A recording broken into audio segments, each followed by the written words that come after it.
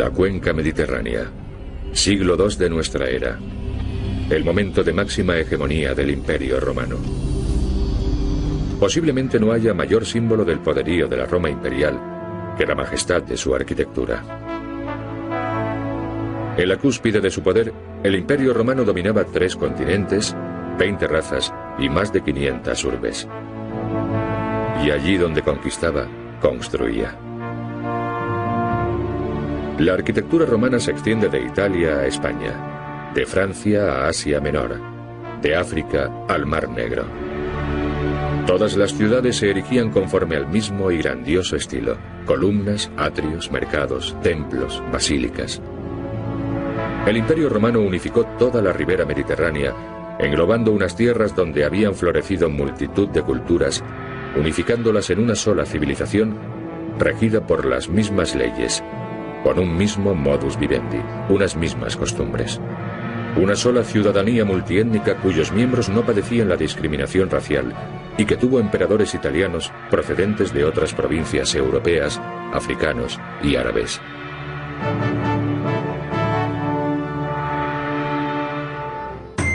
A fin de comprender cómo Roma logró construir tan vasto estado y gobernarlo durante casi un milenio, viajaremos a los mismos confines del imperio en su época de máxima expansión y conoceremos los secretos que la arqueología ha desvelado para nosotros.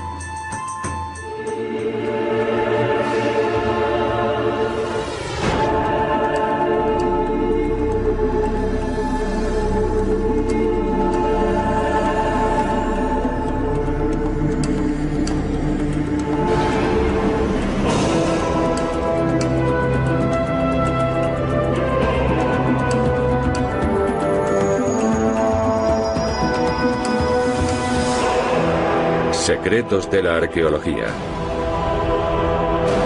Roma, capital de un imperio.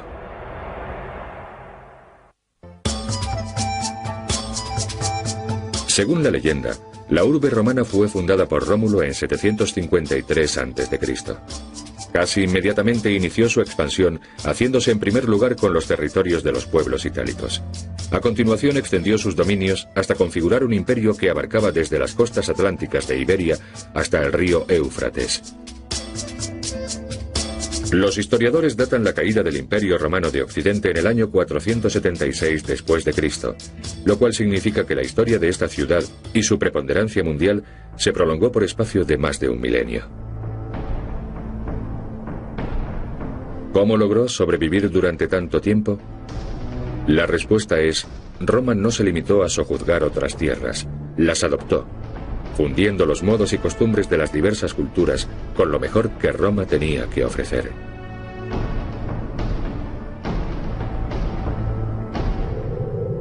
En Vaison-la-Romaine, Francia, en tiempos una provincia romana llamada Galia, los arqueólogos descubrieron esta vía jalonada de imponentes construcciones.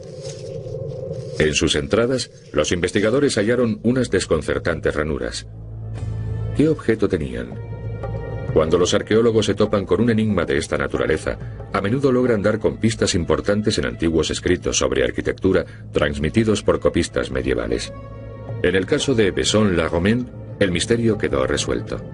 Las ranuras de los umbrales servían para sujetar las mesas sobre las que los comerciantes exponían sus mercaderías. Disponiendo las mesas paralelamente a la calzada, los tenderos gozaban de la máxima visibilidad para sus productos y por ende se vendían mejor.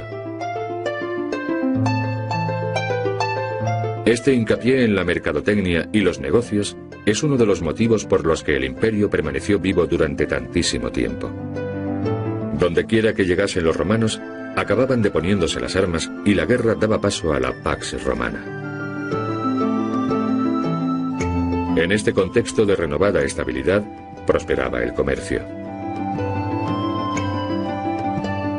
Tras invadir y repoblar unas nuevas tierras, Roma reclutaba a los mejores guerreros de ese país y los incorporaba a sus legiones.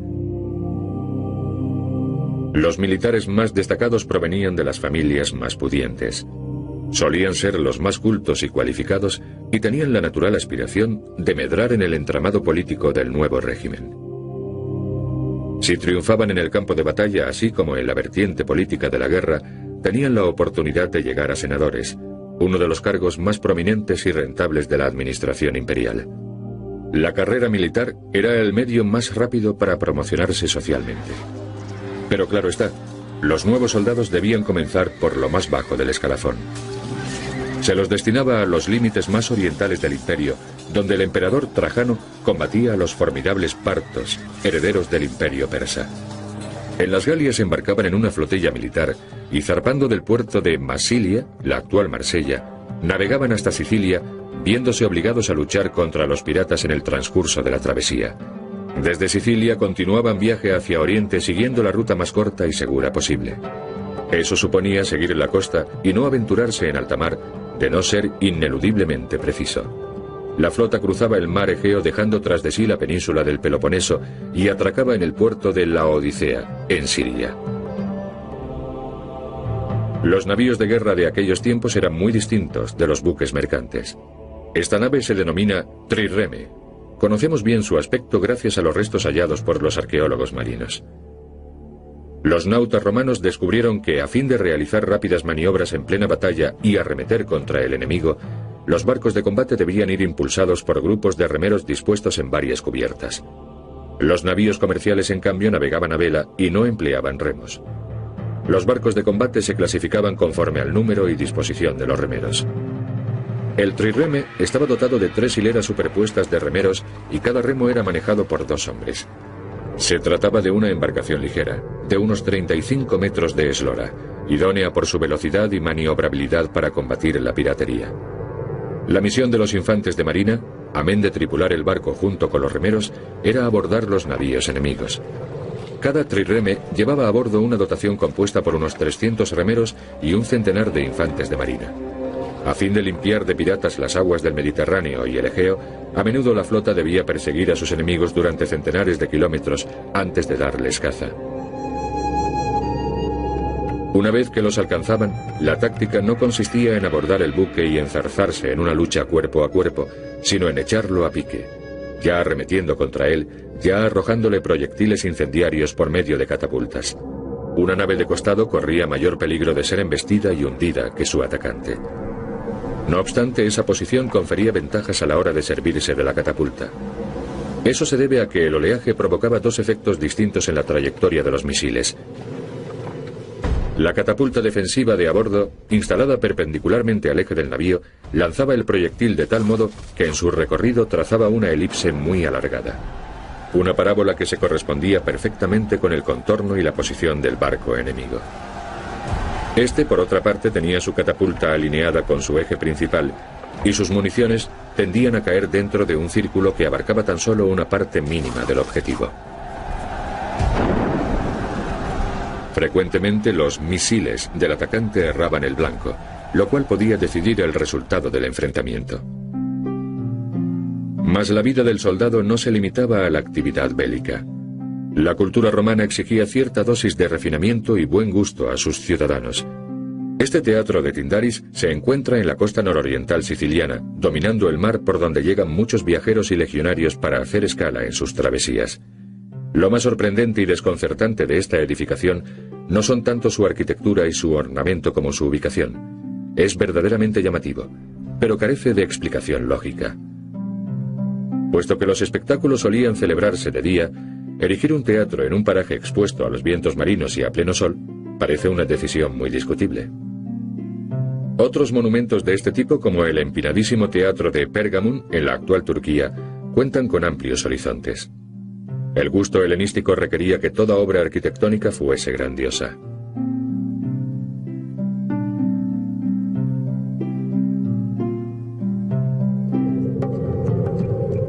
Lo cierto es que el teatro de Tyndaris, al igual que buena parte de la ciudad, no fue levantado por los romanos, sino por los griegos varios siglos antes, durante la era helenística.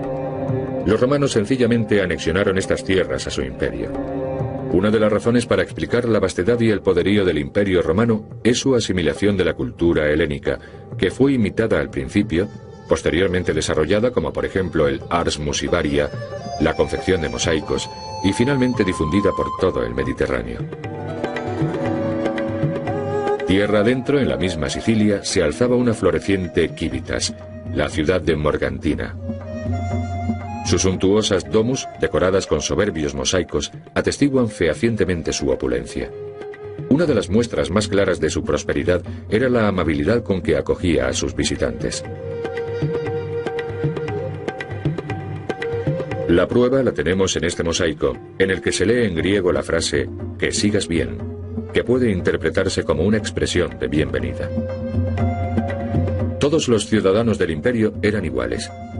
La circulación de personas e ideas era tan libre como la de bienes. El gobernador de la isla, así como sus moradores estables, hacían extensiva la célebre hospitalidad romana a todos los viajeros, ofreciéndoles vino, carne y todos los productos de la fértil tierra siciliana. Una parte de la terra firma italiana, un país al que Virgilio llamó paraíso terrenal, poderosa madre de los cultivos y madre de los hombres.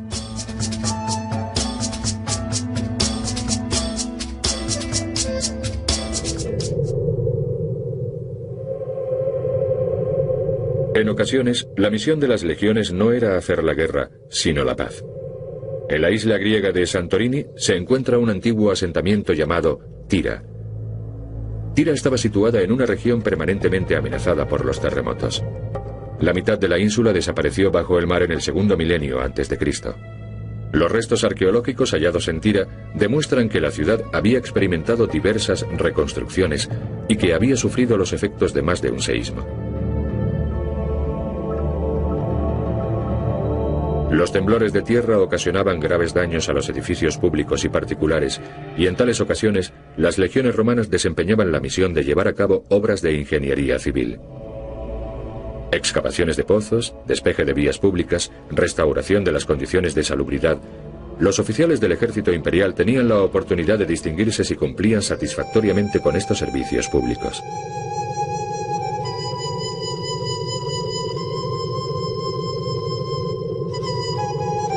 Más hacia oriente, en los confines del imperio, queda Jordania. En el siglo XX los arqueólogos desenterraron la hermosa ciudad de Gerasa. Se quedaron perplejos al descubrir numerosas tapas de desagüe como esta, con la imagen grabada de un delfín. Este animal está patentemente asociado con el mar. Sin embargo, Gerasa se alzaba en la mitad del desierto, muy lejos del Mediterráneo. ¿Qué misterioso significado subyacía en estos delfines? A lo largo de varios decenios de campañas arqueológicas fue saliendo a la luz una rica ciudad que ofreció pistas a los estudiosos acerca de la enigmática relación de Gerasa con el agua. Uno de los monumentos más relevantes de las Quívitas es el Ninfeo, una fuente admirablemente adornada. Las atarjeas labradas en el empedrado servían de desagüe. La ciudad, por lo tanto, se encontraba surcada por infinidad de arroyuelos. El estudio de la gran columnata que atraviesa la población arrojó una conclusión sensacional. En la cúspide de las columnas, ocultas tras los arquitrabes, discurrían unas conducciones de agua. Gerasa contaba con un complejo sistema de suministro de aguas. El líquido elemento que anegaba las acequias durante la estación lluviosa se canalizaba, embalsaba y distribuía por toda la ciudad, donde se hacía un ostentosísimo uso de ella antes de evacuarla por los diversos canales. El sistema suponía un gran despilfarro, pero era por eso precisamente por lo que la ciudad se sentía tan orgullosa de él.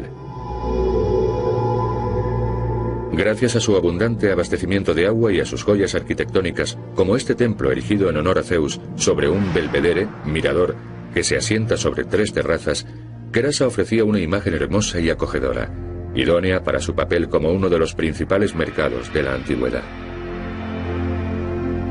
La urbe se encontraba junto al Limes, la frontera oriental del Imperio Romano, una región de intenso tráfico comercial, el mundo mediterráneo y la India y China.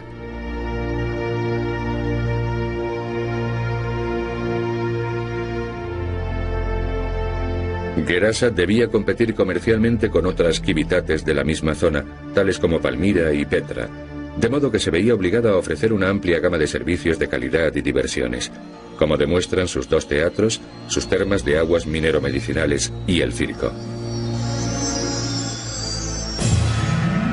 Su hospitalidad se ve realzada por este magnífico recinto oval que reportó una gran celebridad a la Civitas. La plaza ovalada de Gerasa simboliza el Imperio Romano. Una imponente avenida porticada atraviesa la ciudad y desemboca en la pintoresca plaza.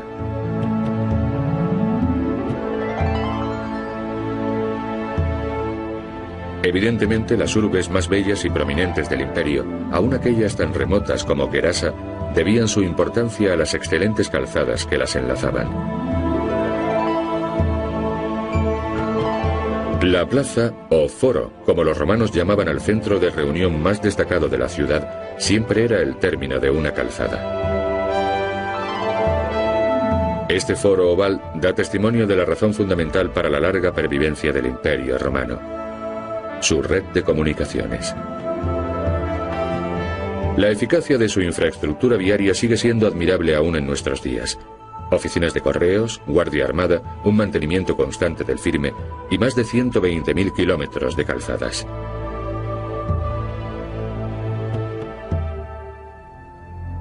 Gerasa era el último reducto oriental del imperio.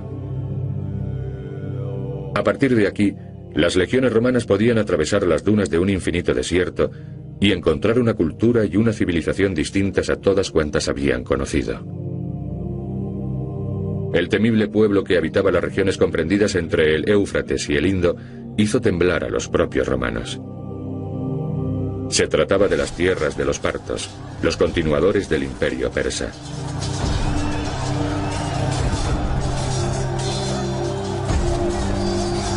Los romanos no tuvieron más remedio que echar mano de sus formidables tácticas militares para derrotar a tan belicoso enemigo. 5 o 6 tribunos comandaban varias divisiones. Estos tribunos estaban a las órdenes de un legatus, un legado del emperador, el general supremo de las legiones. Por debajo de los tribunos estaban los centuriones, una fuerza de élite al mando de las centurias, compañías compuestas por un centenar de legionarios.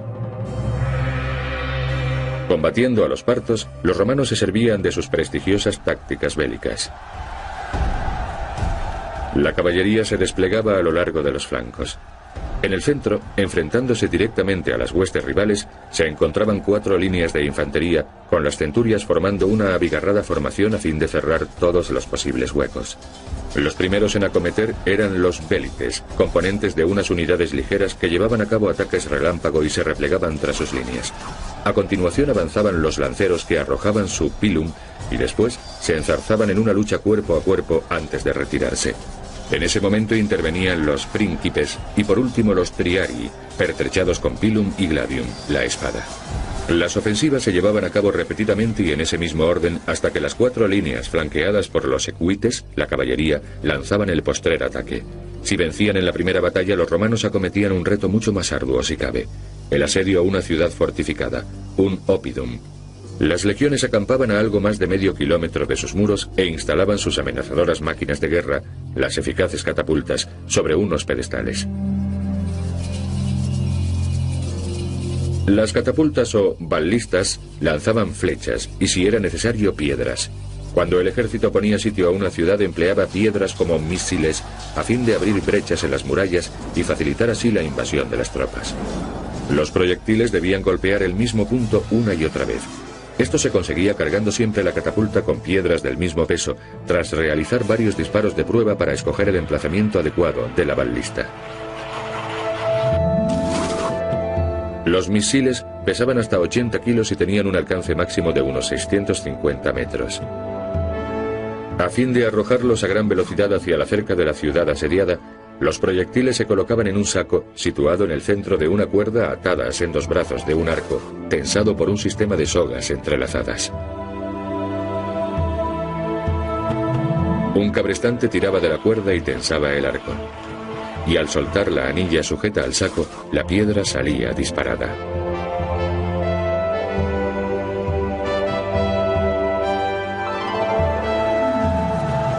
Además del bombardeo con catapultas, los romanos se servían de otras máquinas de asedio. La turris, la torre, era una de sus armas de asalto más pujantes. Su parte frontal estaba cerrada, aunque podía abrirse a varias alturas cuando fuese necesario. En los pisos intermedios iban montadas catapultas cargadas con flechas y piedras. En las alturas superiores se agazapaban los soldados listos para iniciar el ataque en el momento en que las torres se aproximasen suficientemente a las murallas enemigas. En la planta más baja se encontraba el ariete. En cuanto se lograba abrir una grieta en el muro, el tribuno ordenaba a sus centuriones atacar y entrar triunfantes en la ciudad.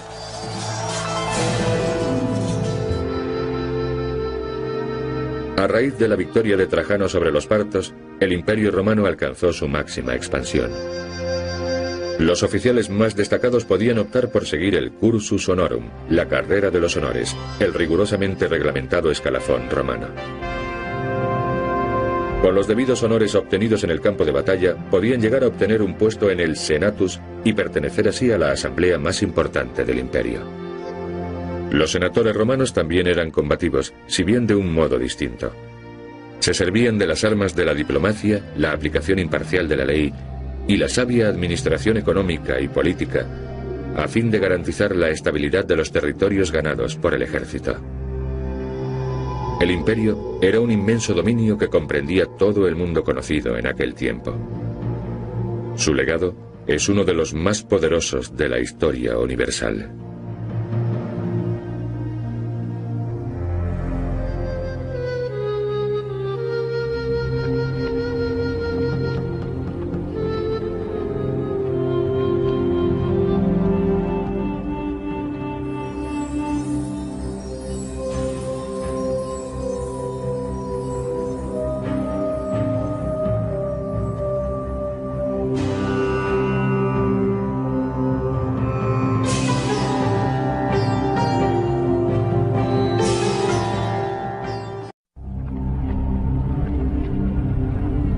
La cuenca mediterránea, siglo II de nuestra era, el momento de máxima hegemonía del Imperio Romano. Posiblemente no haya mayor símbolo del poderío de la Roma imperial que la majestad de su arquitectura. En la cúspide de su poder, el Imperio Romano dominaba 3 continentes, 20 razas y más de 500 urbes. Y allí donde conquistaba, construía. La arquitectura romana se extiende de Italia a España, de Francia a Asia Menor, de África al Mar Negro. Todas las ciudades se erigían conforme al mismo y grandioso estilo: columnas, atrios, mercados, templos, basílicas. El Imperio Romano unificó toda la ribera mediterránea, englobando unas tierras donde habían florecido multitud de culturas, unificándolas en una sola civilización, regida por las mismas leyes, con un mismo modus vivendi, unas mismas costumbres. Una sola ciudadanía multiétnica cuyos miembros no padecían la discriminación racial y que tuvo emperadores italianos procedentes de otras provincias europeas, africanos y árabes.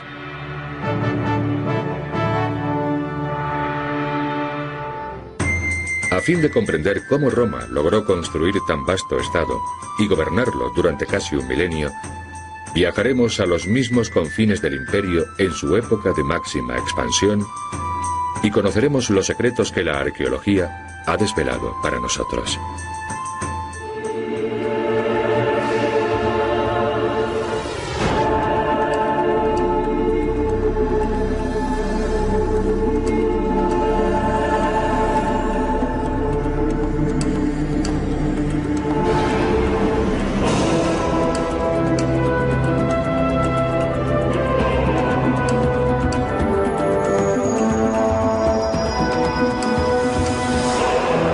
Secretos de la arqueología.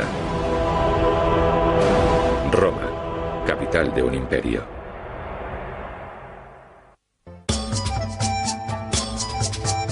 Según la leyenda, la urbe romana fue fundada por Rómulo en 753 a.C. Casi inmediatamente inició su expansión, haciéndose en primer lugar con los territorios de los pueblos itálicos. A continuación extendió sus dominios hasta configurar un imperio que abarcaba desde las costas atlánticas de Iberia hasta el río Éufrates. Los historiadores datan la caída del Imperio Romano de Occidente en el año 476 después de Cristo, lo cual significa que la historia de esta ciudad y su preponderancia mundial se prolongó por espacio de más de un milenio. ¿Cómo logró sobrevivir durante tanto tiempo? La respuesta es, Roma no se limitó a sojuzgar otras tierras, las adoptó, fundiendo los modos y costumbres de las diversas culturas con lo mejor que Roma tenía que ofrecer.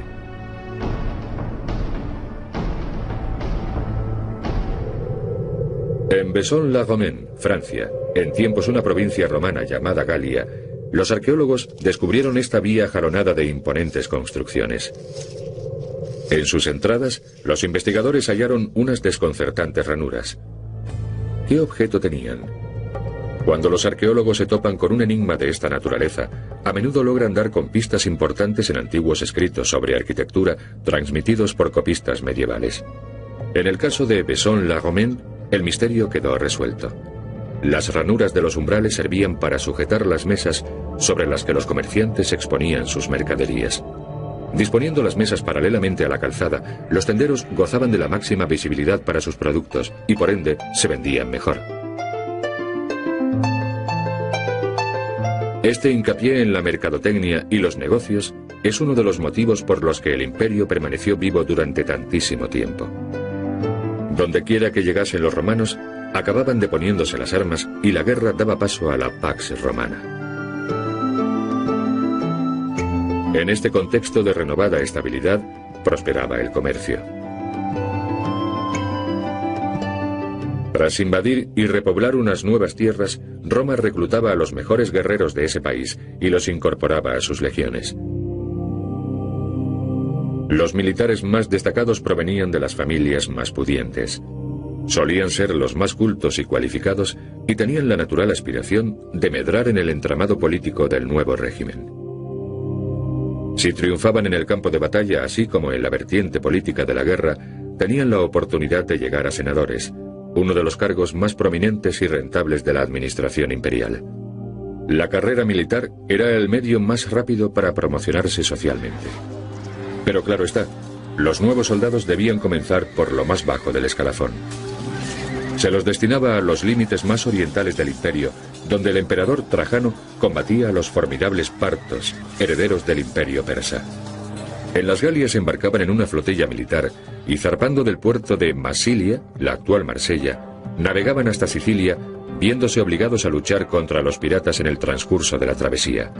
Desde Sicilia continuaban viaje hacia Oriente siguiendo la ruta más corta y segura posible. Eso suponía seguir la costa y no aventurarse en alta mar, de no ser ineludiblemente preciso.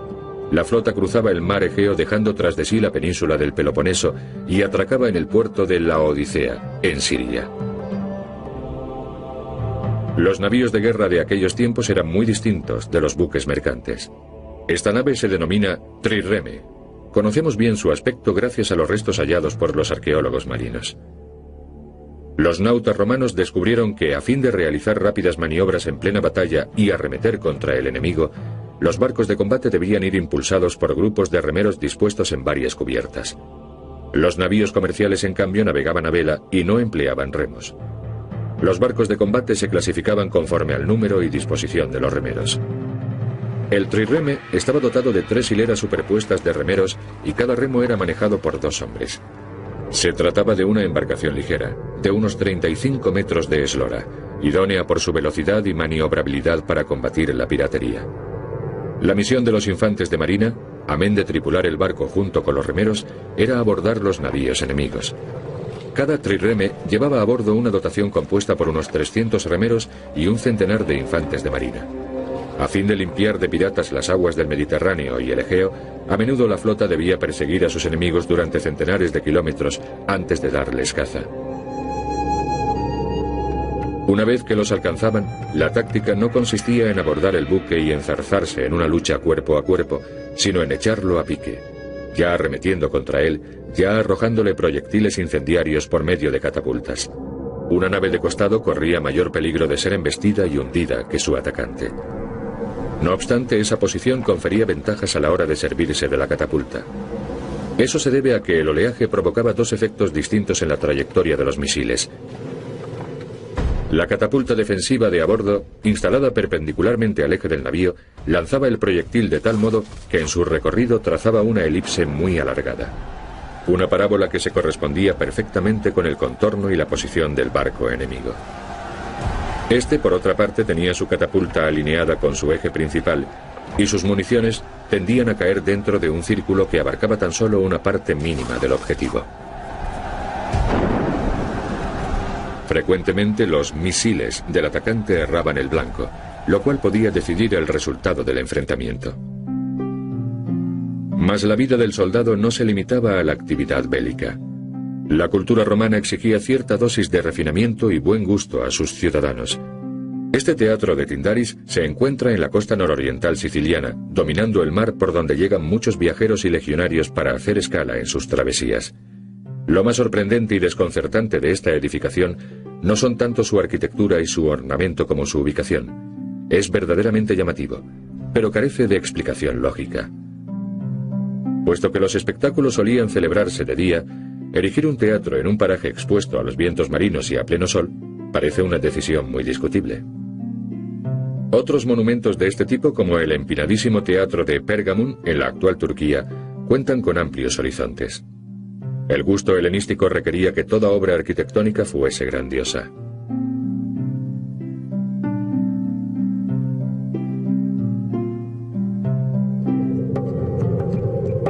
Lo cierto es que el teatro de Tyndaris, al igual que buena parte de la ciudad, no fue levantado por los romanos, sino por los griegos varios siglos antes, durante la era helenística.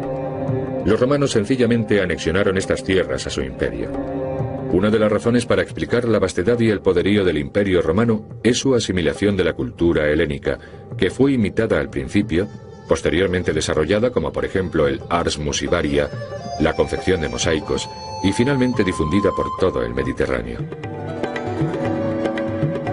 Tierra adentro, en la misma Sicilia, se alzaba una floreciente Civitas, la ciudad de Morgantina. Sus suntuosas domus, decoradas con soberbios mosaicos, atestiguan fehacientemente su opulencia. Una de las muestras más claras de su prosperidad era la amabilidad con que acogía a sus visitantes.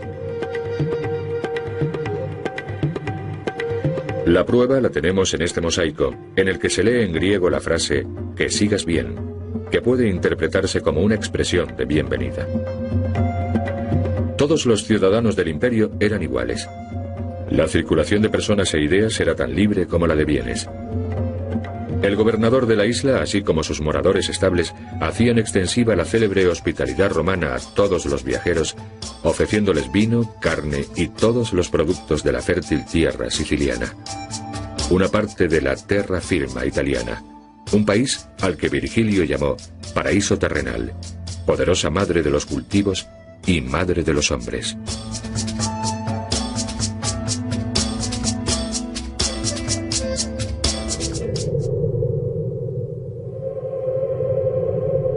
En ocasiones, la misión de las legiones no era hacer la guerra, sino la paz. En la isla griega de Santorini se encuentra un antiguo asentamiento llamado Tira.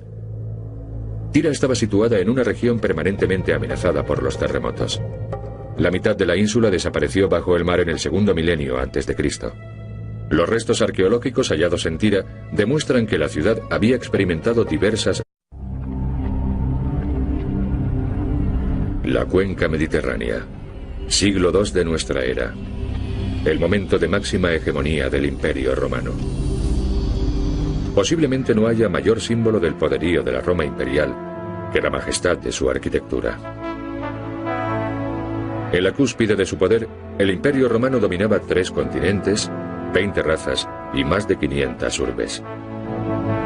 Y allí donde conquistaba, construía. La arquitectura romana se extiende de Italia a España, de Francia a Asia Menor, de África al Mar Negro. Todas las ciudades se erigían conforme al mismo y grandioso estilo: columnas, atrios, mercados, templos, basílicas. El Imperio romano unificó toda la ribera mediterránea, englobando unas tierras donde habían florecido multitud de culturas, unificándolas en una sola civilización, regida por las mismas leyes, con un mismo modus vivendi, unas mismas costumbres.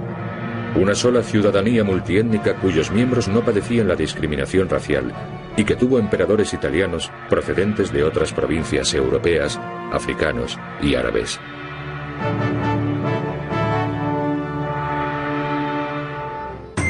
A fin de comprender cómo Roma logró construir tan vasto estado y gobernarlo durante casi un milenio, viajaremos a los mismos confines del imperio en su época de máxima expansión y conoceremos los secretos que la arqueología ha desvelado para nosotros.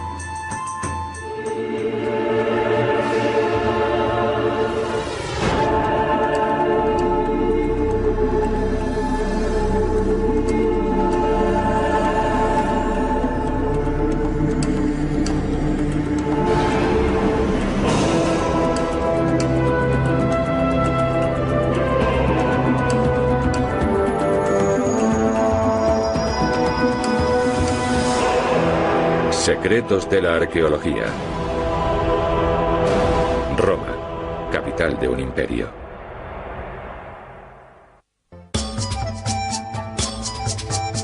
Según la leyenda, la urbe romana fue fundada por Rómulo en 753 a.C. Casi inmediatamente inició su expansión, haciéndose en primer lugar con los territorios de los pueblos itálicos. A continuación extendió sus dominios hasta configurar un imperio que abarcaba desde las costas atlánticas de Iberia hasta el río Éufrates.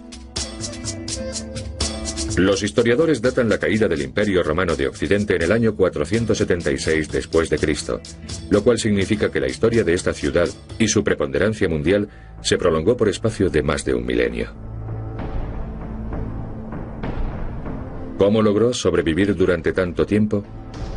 La respuesta es: Roma no se limitó a sojuzgar otras tierras, las adoptó, fundiendo los modos y costumbres de las diversas culturas con lo mejor que Roma tenía que ofrecer.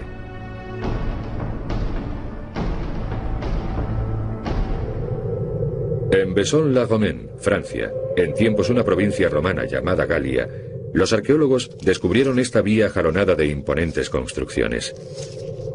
En sus entradas, los investigadores hallaron unas desconcertantes ranuras. ¿Qué objeto tenían? Cuando los arqueólogos se topan con un enigma de esta naturaleza, a menudo logran dar con pistas importantes en antiguos escritos sobre arquitectura transmitidos por copistas medievales. En el caso de Vaison-la-Romaine, el misterio quedó resuelto. Las ranuras de los umbrales servían para sujetar las mesas sobre las que los comerciantes exponían sus mercaderías. Disponiendo las mesas paralelamente a la calzada, los tenderos gozaban de la máxima visibilidad para sus productos y por ende se vendían mejor. Este hincapié en la mercadotecnia y los negocios es uno de los motivos por los que el imperio permaneció vivo durante tantísimo tiempo. Dondequiera que llegasen los romanos, acababan deponiéndose las armas y la guerra daba paso a la Pax Romana.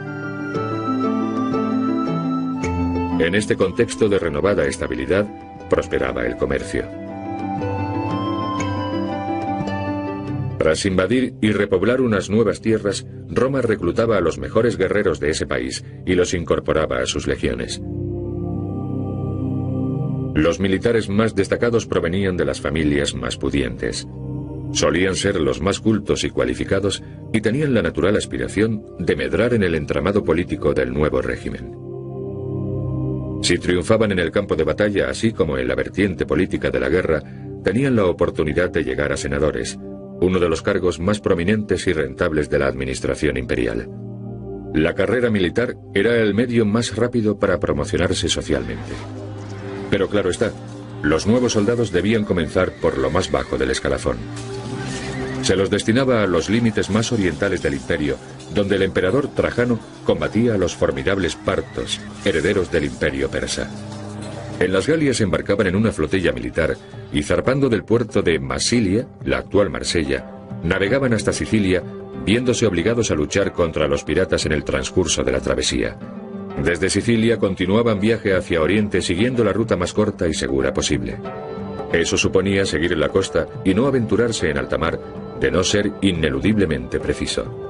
La flota cruzaba el mar Egeo dejando tras de sí la península del Peloponeso y atracaba en el puerto de Laodicea, en Siria.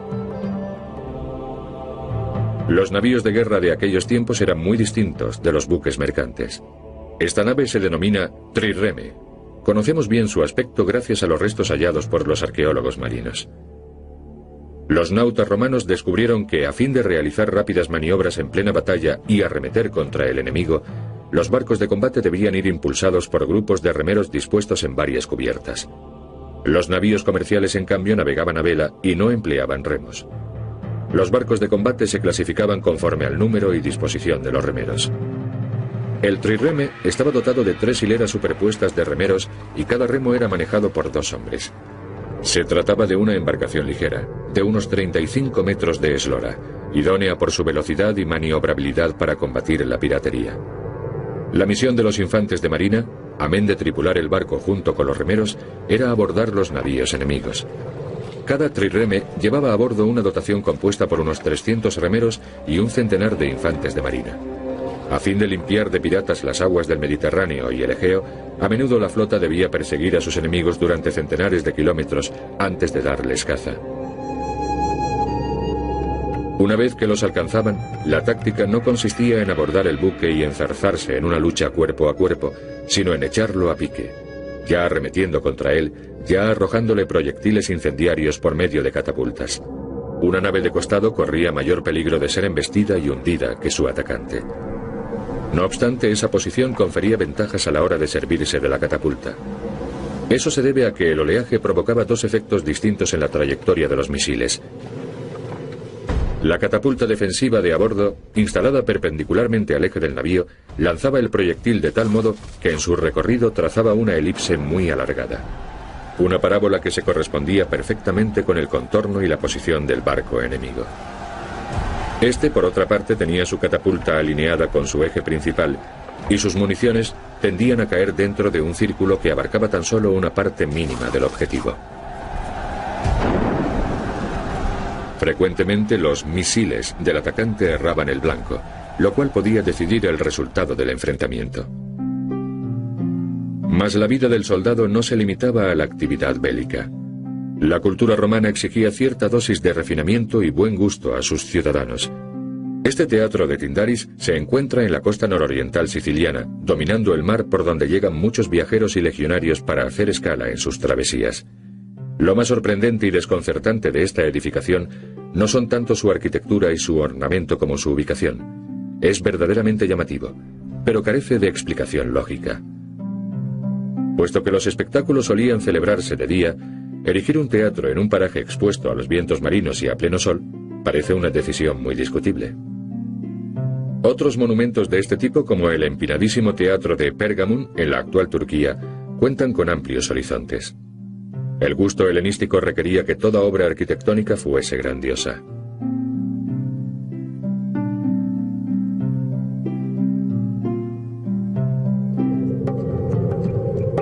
Lo cierto es que el teatro de Tyndaris, al igual que buena parte de la ciudad, no fue levantado por los romanos, sino por los griegos varios siglos antes, durante la era helenística. Los romanos sencillamente anexionaron estas tierras a su imperio. Una de las razones para explicar la vastedad y el poderío del Imperio romano es su asimilación de la cultura helénica, que fue imitada al principio, posteriormente desarrollada como por ejemplo el ars musivaria, la confección de mosaicos, y finalmente difundida por todo el Mediterráneo. Tierra adentro, en la misma Sicilia, se alzaba una floreciente Civitas, la ciudad de Morgantina. Sus suntuosas domus, decoradas con soberbios mosaicos, atestiguan fehacientemente su opulencia. Una de las muestras más claras de su prosperidad era la amabilidad con que acogía a sus visitantes. La prueba la tenemos en este mosaico, en el que se lee en griego la frase «que sigas bien», que puede interpretarse como una expresión de bienvenida. Todos los ciudadanos del imperio eran iguales. La circulación de personas e ideas era tan libre como la de bienes. El gobernador de la isla, así como sus moradores estables, hacían extensiva la célebre hospitalidad romana a todos los viajeros, ofreciéndoles vino, carne y todos los productos de la fértil tierra siciliana.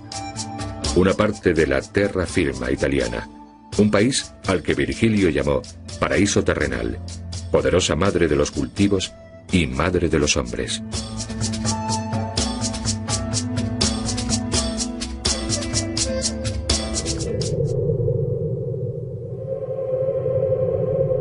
En ocasiones, la misión de las legiones no era hacer la guerra, sino la paz. En la isla griega de Santorini se encuentra un antiguo asentamiento llamado Tira. Tira estaba situada en una región permanentemente amenazada por los terremotos. La mitad de la ínsula desapareció bajo el mar en el segundo milenio antes de Cristo. Los restos arqueológicos hallados en Tira demuestran que la ciudad había experimentado diversas reconstrucciones y que había sufrido los efectos de más de un seísmo. Los temblores de tierra ocasionaban graves daños a los edificios públicos y particulares, y en tales ocasiones las legiones romanas desempeñaban la misión de llevar a cabo obras de ingeniería civil. Excavaciones de pozos, despeje de vías públicas, restauración de las condiciones de salubridad. Los oficiales del ejército imperial tenían la oportunidad de distinguirse si cumplían satisfactoriamente con estos servicios públicos.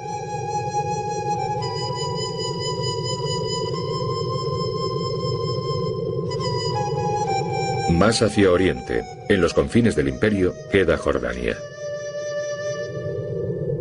En el siglo XX los arqueólogos desenterraron la hermosa ciudad de Gerasa. Se quedaron perplejos al descubrir numerosas tapas de desagüe como esta, con la imagen grabada de un delfín.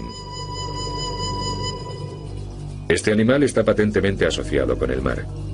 Sin embargo, Gerasa se alzaba en la mitad del desierto, muy lejos del Mediterráneo. ¿Qué misterioso significado subyacía en estos delfines?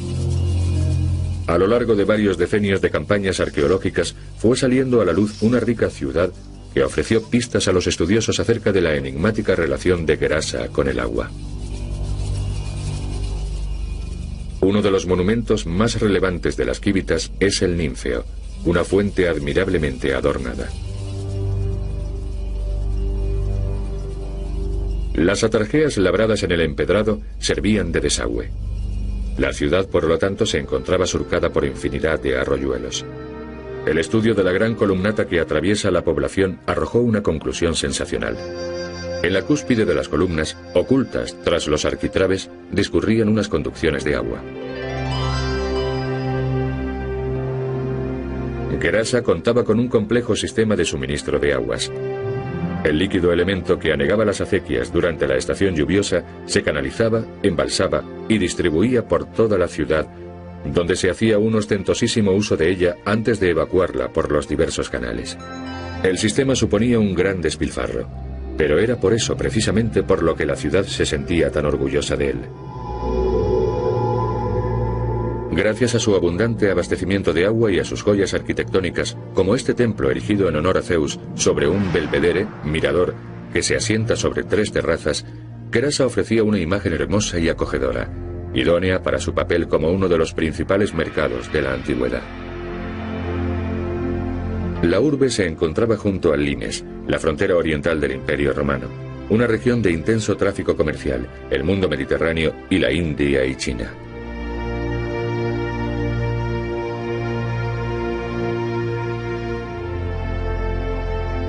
Gerasa debía competir comercialmente con otras Kivitates de la misma zona, tales como Palmira y Petra, de modo que se veía obligada a ofrecer una amplia gama de servicios de calidad y diversiones, como demuestran sus 2 teatros, sus termas de aguas minero-medicinales y el circo.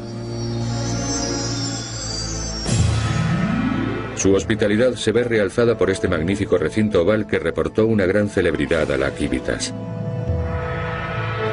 La plaza ovalada de Gerasa simboliza el Imperio Romano. Una imponente avenida porticada atraviesa la ciudad y desemboca en la pintoresca plaza.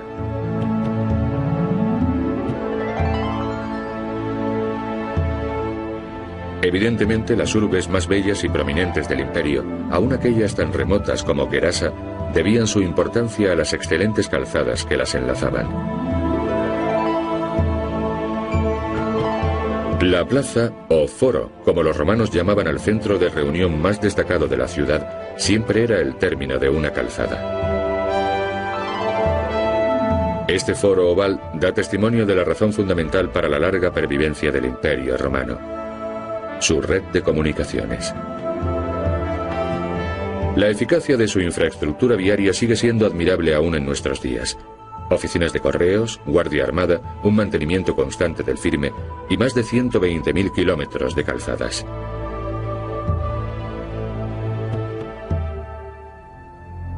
Gerasa era el último reducto oriental del imperio. A partir de aquí, las legiones romanas podían atravesar las dunas de un infinito desierto y encontrar una cultura y una civilización distintas a todas cuantas habían conocido. El temible pueblo que habitaba las regiones comprendidas entre el Éufrates y el Indo hizo temblar a los propios romanos. Se trataba de las tierras de los partos, los continuadores del imperio persa.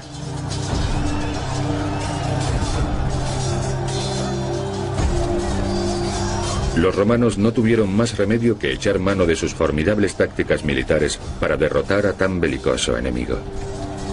5 o 6 tribunos comandaban varias divisiones. Estos tribunos estaban a las órdenes de un legatus, un legado del emperador, el general supremo de las legiones. Por debajo de los tribunos estaban los centuriones, una fuerza de élite al mando de las centurias, compañías compuestas por un centenar de legionarios. Combatiendo a los partos, los romanos se servían de sus prestigiosas tácticas bélicas. La caballería se desplegaba a lo largo de los flancos. En el centro, enfrentándose directamente a las huestes rivales, se encontraban 4 líneas de infantería, con las centurias formando una abigarrada formación a fin de cerrar todos los posibles huecos. Los primeros en acometer eran los vélites, componentes de unas unidades ligeras que llevaban a cabo ataques relámpago y se replegaban tras sus líneas. A continuación avanzaban los lanceros que arrojaban su pilum y después se enzarzaban en una lucha cuerpo a cuerpo antes de retirarse. En ese momento intervenían los príncipes y por último los triarii, pertrechados con pilum y gladium, la espada. Las ofensivas se llevaban a cabo repetidamente y en ese mismo orden hasta que las 4 líneas flanqueadas por los equites, la caballería, lanzaban el postrer ataque. Si vencían en la primera batalla, los romanos acometían un reto mucho más arduo si cabe: el asedio a una ciudad fortificada, un oppidum. Las legiones acampaban a algo más de medio kilómetro de sus muros e instalaban sus amenazadoras máquinas de guerra, las eficaces catapultas, sobre unos pedestales. Las catapultas o ballistas lanzaban flechas y, si era necesario, piedras. Cuando el ejército ponía sitio a una ciudad, empleaba piedras como misiles a fin de abrir brechas en las murallas y facilitar así la invasión de las tropas. Los proyectiles debían golpear el mismo punto una y otra vez. Esto se conseguía cargando siempre la catapulta con piedras del mismo peso, tras realizar varios disparos de prueba para escoger el emplazamiento adecuado de la balista.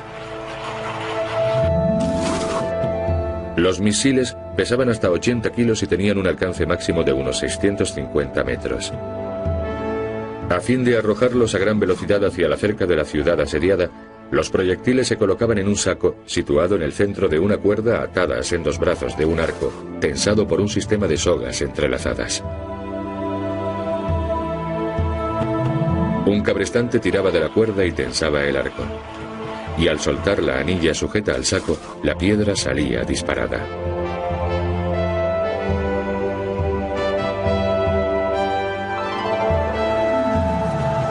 Además del bombardeo con catapultas, los romanos se servían de otras máquinas de asedio.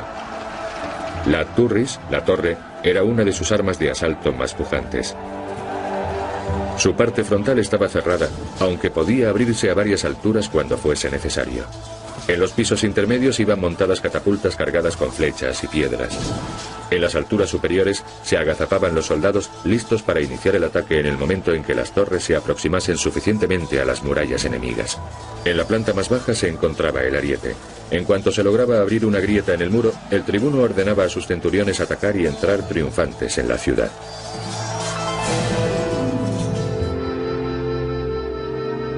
A raíz de la victoria de Trajano sobre los partos, el Imperio Romano alcanzó su máxima expansión. Los oficiales más destacados podían optar por seguir el cursus honorum, la carrera de los honores, el rigurosamente reglamentado escalafón romano. Con los debidos honores obtenidos en el campo de batalla, podían llegar a obtener un puesto en el senatus y pertenecer así a la asamblea más importante del imperio. Los senadores romanos también eran combativos, si bien de un modo distinto. Se servían de las armas de la diplomacia, la aplicación imparcial de la ley y la sabia administración económica y política, a fin de garantizar la estabilidad de los territorios ganados por el ejército. El imperio era un inmenso dominio que comprendía todo el mundo conocido en aquel tiempo. Su legado es uno de los más poderosos de la historia universal.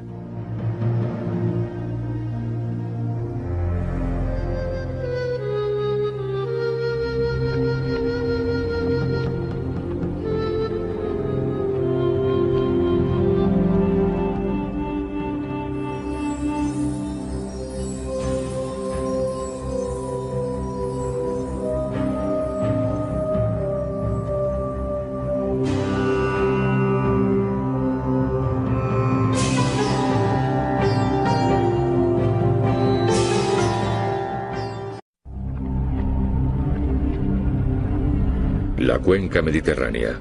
Siglo II de nuestra era. El momento de máxima hegemonía del Imperio Romano. Posiblemente no haya mayor símbolo del poderío de la Roma imperial que la majestad de su arquitectura. En la cúspide de su poder, el Imperio Romano dominaba 3 continentes, 20 razas y más de 500 urbes. Y allí donde conquistaba, construía. La arquitectura romana se extiende de Italia a España, de Francia a Asia Menor, de África al Mar Negro. Todas las ciudades se erigían conforme al mismo y grandioso estilo: columnas, atrios, mercados, templos, basílicas. El Imperio Romano unificó toda la ribera mediterránea, englobando unas tierras donde habían florecido multitud de culturas, unificándolas en una sola civilización, regida por las mismas leyes, con un mismo modus vivendi, unas mismas costumbres. Una sola ciudadanía multiétnica cuyos miembros no padecían la discriminación racial y que tuvo emperadores italianos procedentes de otras provincias europeas, africanos y árabes.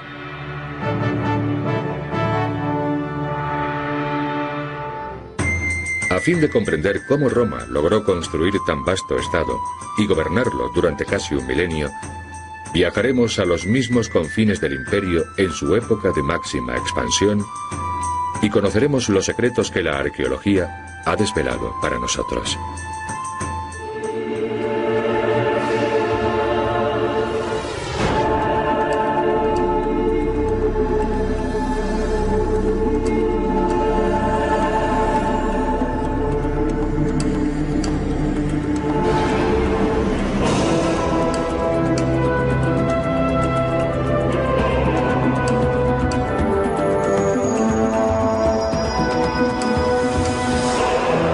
Secretos de la arqueología. Roma, capital de un imperio.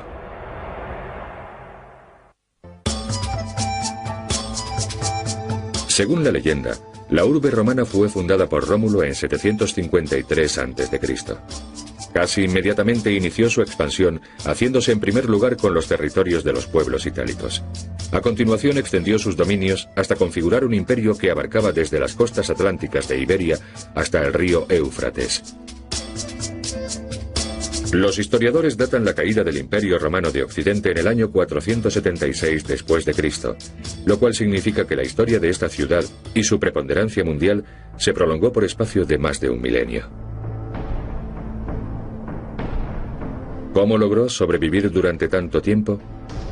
La respuesta es: Roma no se limitó a sojuzgar otras tierras, las adoptó, fundiendo los modos y costumbres de las diversas culturas con lo mejor que Roma tenía que ofrecer.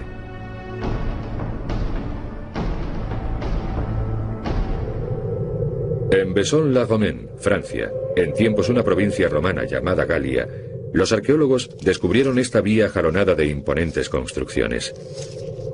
En sus entradas, los investigadores hallaron unas desconcertantes ranuras. ¿Qué objeto tenían? Cuando los arqueólogos se topan con un enigma de esta naturaleza, a menudo logran dar con pistas importantes en antiguos escritos sobre arquitectura transmitidos por copistas medievales. En el caso de Vaison-la-Romaine, el misterio quedó resuelto. Las ranuras de los umbrales servían para sujetar las mesas sobre las que los comerciantes exponían sus mercaderías. Disponiendo las mesas paralelamente a la calzada, los tenderos gozaban de la máxima visibilidad para sus productos y por ende se vendían mejor.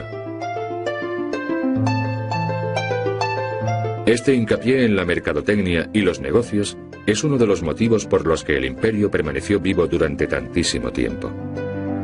Dondequiera que llegasen los romanos, acababan deponiéndose las armas y la guerra daba paso a la Pax Romana. En este contexto de renovada estabilidad, prosperaba el comercio. Tras invadir y repoblar unas nuevas tierras, Roma reclutaba a los mejores guerreros de ese país y los incorporaba a sus legiones. Los militares más destacados provenían de las familias más pudientes. Solían ser los más cultos y cualificados y tenían la natural aspiración de medrar en el entramado político del nuevo régimen. Si triunfaban en el campo de batalla, así como en la vertiente política de la guerra, tenían la oportunidad de llegar a senadores, uno de los cargos más prominentes y rentables de la administración imperial. La carrera militar era el medio más rápido para promocionarse socialmente. Pero claro está, los nuevos soldados debían comenzar por lo más bajo del escalafón. Se los destinaba a los límites más orientales del imperio, donde el emperador Trajano combatía a los formidables partos, herederos del imperio persa. En las Galias embarcaban en una flotilla militar y zarpando del puerto de Masilia, la actual Marsella, navegaban hasta Sicilia, viéndose obligados a luchar contra los piratas en el transcurso de la travesía. Desde Sicilia continuaban viaje hacia Oriente siguiendo la ruta más corta y segura posible. Eso suponía seguir la costa y no aventurarse en alta mar, de no ser ineludiblemente preciso. La flota cruzaba el mar Egeo dejando tras de sí la península del Peloponeso y atracaba en el puerto de Laodicea, en Siria. Los navíos de guerra de aquellos tiempos eran muy distintos de los buques mercantes. Esta nave se denomina trireme. Conocemos bien su aspecto gracias a los restos hallados por los arqueólogos marinos. Los nautas romanos descubrieron que, a fin de realizar rápidas maniobras en plena batalla y arremeter contra el enemigo, los barcos de combate debían ir impulsados por grupos de remeros dispuestos en varias cubiertas. Los navíos comerciales, en cambio, navegaban a vela y no empleaban remos. Los barcos de combate se clasificaban conforme al número y disposición de los remeros. El trireme estaba dotado de 3 hileras superpuestas de remeros y cada remo era manejado por 2 hombres. Se trataba de una embarcación ligera, de unos 35 metros de eslora, idónea por su velocidad y maniobrabilidad para combatir la piratería. La misión de los infantes de marina, amén de tripular el barco junto con los remeros,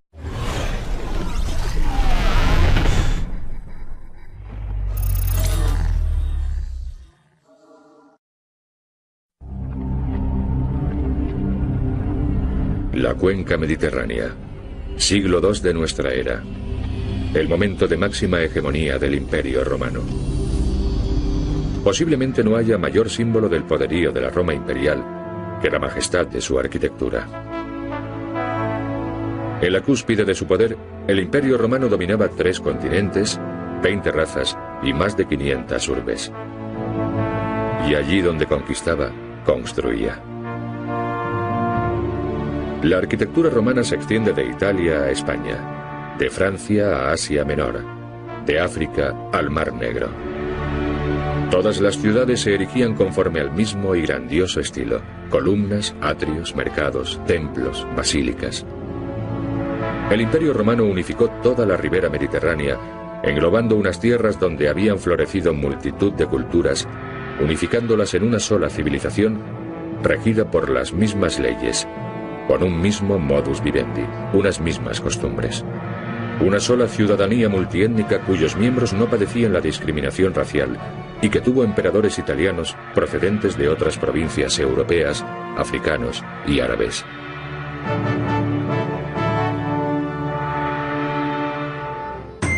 A fin de comprender cómo Roma logró construir tan vasto estado y gobernarlo durante casi un milenio, viajaremos a los mismos confines del imperio en su época de máxima expansión y conoceremos los secretos que la arqueología ha desvelado para nosotros.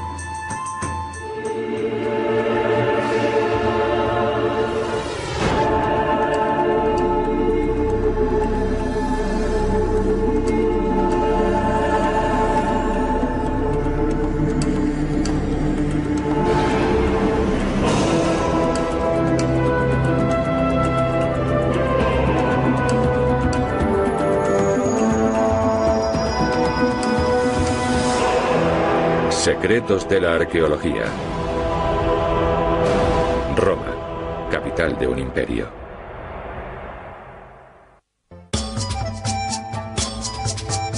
Según la leyenda, la urbe romana fue fundada por Rómulo en 753 a.C. Casi inmediatamente inició su expansión, haciéndose en primer lugar con los territorios de los pueblos itálicos. A continuación extendió sus dominios hasta configurar un imperio que abarcaba desde las costas atlánticas de Iberia hasta el río Éufrates. Los historiadores datan la caída del Imperio Romano de Occidente en el año 476 después de Cristo, lo cual significa que la historia de esta ciudad y su preponderancia mundial se prolongó por espacio de más de un milenio. ¿Cómo logró sobrevivir durante tanto tiempo? La respuesta es: Roma no se limitó a sojuzgar otras tierras, las adoptó, fundiendo los modos y costumbres de las diversas culturas con lo mejor que Roma tenía que ofrecer.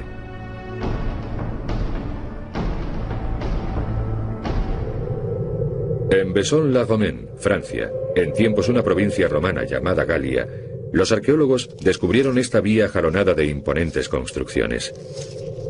En sus entradas, los investigadores hallaron unas desconcertantes ranuras. ¿Qué objeto tenían? Cuando los arqueólogos se topan con un enigma de esta naturaleza, a menudo logran dar con pistas importantes en antiguos escritos sobre arquitectura transmitidos por copistas medievales. En el caso de Vaison-la-Romaine, el misterio quedó resuelto.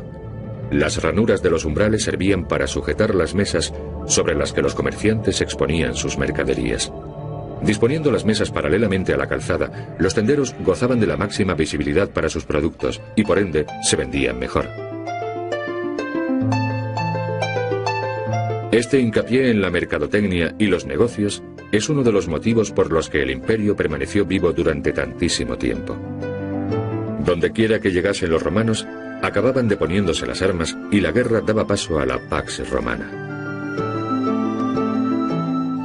En este contexto de renovada estabilidad, prosperaba el comercio. Tras invadir y repoblar unas nuevas tierras, Roma reclutaba a los mejores guerreros de ese país y los incorporaba a sus legiones. Los militares más destacados provenían de las familias más pudientes. Solían ser los más cultos y cualificados cuerpo a cuerpo, sino en echarlo a pique, ya arremetiendo contra él, ya arrojándole proyectiles incendiarios por medio de catapultas. Una nave de costado corría mayor peligro de ser embestida y hundida que su atacante. No obstante, esa posición confería ventajas a la hora de servirse de la catapulta. Eso se debe a que el oleaje provocaba dos efectos distintos en la trayectoria de los misiles. La catapulta defensiva de a bordo, instalada perpendicularmente al eje del navío, lanzaba el proyectil de tal modo que en su recorrido trazaba una elipse muy alargada. Una parábola que se correspondía perfectamente con el contorno y la posición del barco enemigo. Este, por otra parte, tenía su catapulta alineada con su eje principal, y sus municiones tendían a caer dentro de un círculo que abarcaba tan solo una parte mínima del objetivo. Frecuentemente los misiles del atacante erraban el blanco, lo cual podía decidir el resultado del enfrentamiento. Mas la vida del soldado no se limitaba a la actividad bélica. La cultura romana exigía cierta dosis de refinamiento y buen gusto a sus ciudadanos. Este teatro de Tyndaris se encuentra en la costa nororiental siciliana, dominando el mar por donde llegan muchos viajeros y legionarios para hacer escala en sus travesías. Lo más sorprendente y desconcertante de esta edificación no son tanto su arquitectura y su ornamento como su ubicación. Es verdaderamente llamativo, pero carece de explicación lógica. Puesto que los espectáculos solían celebrarse de día, erigir un teatro en un paraje expuesto a los vientos marinos y a pleno sol parece una decisión muy discutible. Otros monumentos de este tipo, como el empinadísimo teatro de Pérgamon en la actual Turquía, cuentan con amplios horizontes. El gusto helenístico requería que toda obra arquitectónica fuese grandiosa.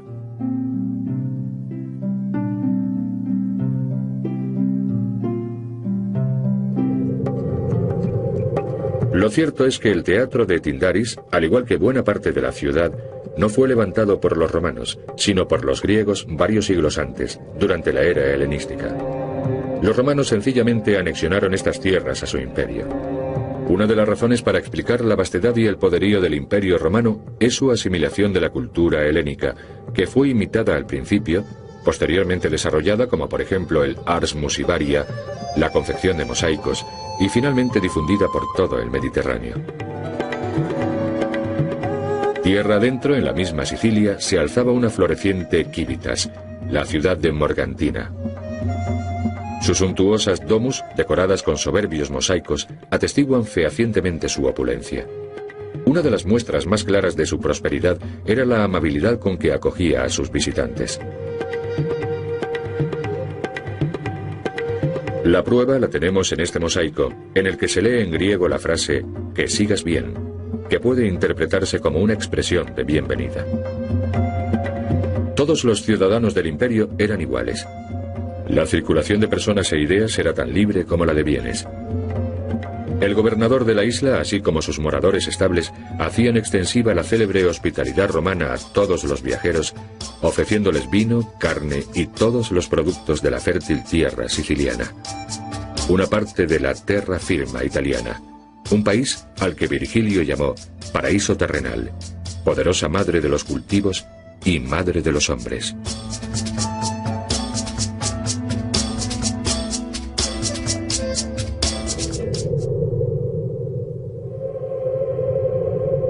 En ocasiones, la misión de las legiones no era hacer la guerra, sino la paz. En la isla griega de Santorini se encuentra un antiguo asentamiento llamado Tira.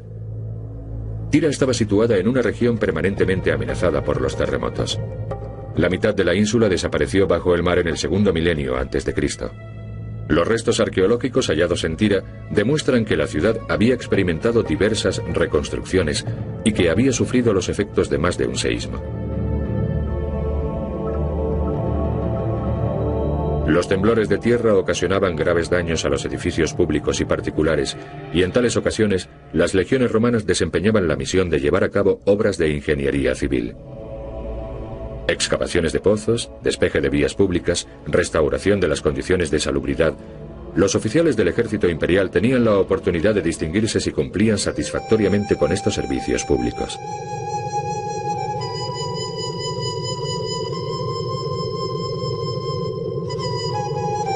Más hacia oriente, en los confines del imperio, queda Jordania. Y tenían la natural aspiración de medrar en el entramado político del nuevo régimen.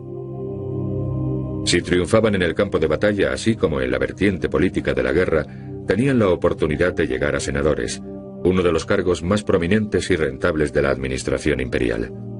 La carrera militar era el medio más rápido para promocionarse socialmente. Pero claro está, los nuevos soldados debían comenzar por lo más bajo del escalafón. Se los destinaba a los límites más orientales del imperio, donde el emperador Trajano combatía a los formidables partos, herederos del imperio persa. En las Galias embarcaban en una flotilla militar y zarpando del puerto de Massilia, la actual Marsella, navegaban hasta Sicilia, viéndose obligados a luchar contra los piratas en el transcurso de la travesía. Desde Sicilia continuaban viaje hacia Oriente siguiendo la ruta más corta y segura posible.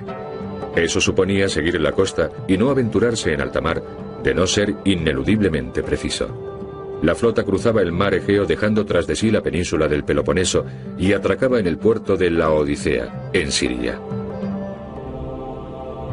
Los navíos de guerra de aquellos tiempos eran muy distintos de los buques mercantes. Esta nave se denomina trireme. Conocemos bien su aspecto gracias a los restos hallados por los arqueólogos marinos. Los nautas romanos descubrieron que, a fin de realizar rápidas maniobras en plena batalla y arremeter contra el enemigo, los barcos de combate debían ir impulsados por grupos de remeros dispuestos en varias cubiertas. Los navíos comerciales, en cambio, navegaban a vela y no empleaban remos. Los barcos de combate se clasificaban conforme al número y disposición de los remeros.